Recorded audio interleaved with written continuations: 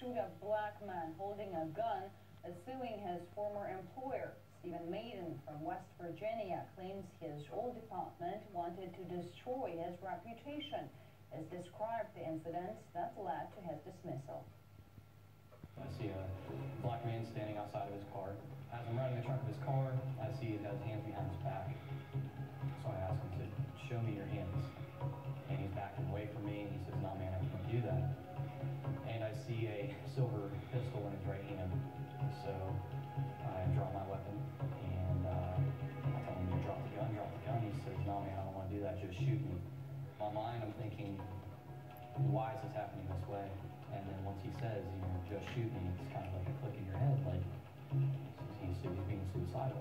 Other officers get out of their vehicles, their weapons are drawn, and they're yelling, put down the gun, put down the gun, and then within seconds, as he's waving the weapon, one officer ended up firing both shots, and the last one hit the man in the head. If someone calls the police at their worst time, you don't want to go in there giving them the mindset that the police aren't here to help. You want to give them the mindset that they're there to solve the problem and help you in any way you need. Later, it emerged the man's gun wasn't loaded. Following the incident, the local police department filed a case against Maida for failing to act and placing others in danger. The department said Maida was fired for not meeting its standards and struggling to think clearly during a critical incident. Maida had previously served in the Marines for 4 years, including in Afghanistan. We spoke to a lawyer in the case. What message does it send to police officers across the country? I think the message is shoot to kill if you have any opportunity to do so. But what's amazing in this situation is Officer Maida had made a reasonable and an objectively correct determination that R.J. Williams was not a threat to anybody else.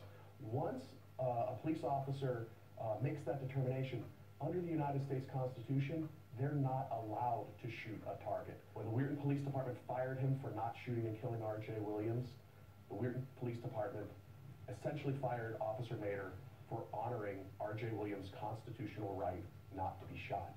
It's an outrageous termination, and we feel very confident in our chances.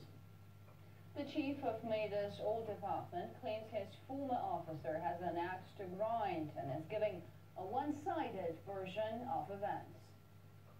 Maida's dismissal has sparked widespread debate, particularly because in other high-profile cases, officers who opened fire and killed suspects controversially kept their jobs.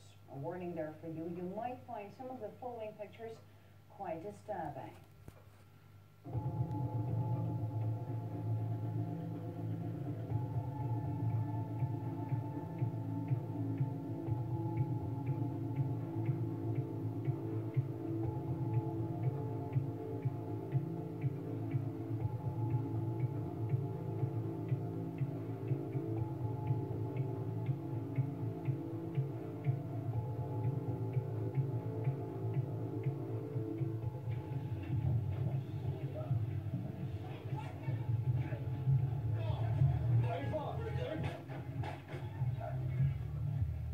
Discuss the latest incident with former officer Ray Lewis, and he believes the police department is to blame for the suspect's death. You can never hold an officer accountable for any behavior if he was not trained the proper way to do it. There's not enough training on the proper way to handle it. I hold the police department of this town, Weirton, West Virginia, responsible for the shooting of this black man. And here's why. They did not have a policy in effect that would have saved this man's life. The rules for engagement in this situation is that the officer can use force or deadly force if there's an imminent threat of death or serious bodily injury to the officer or a civilian. That is up to that officer on the scene whether he perceives the threat.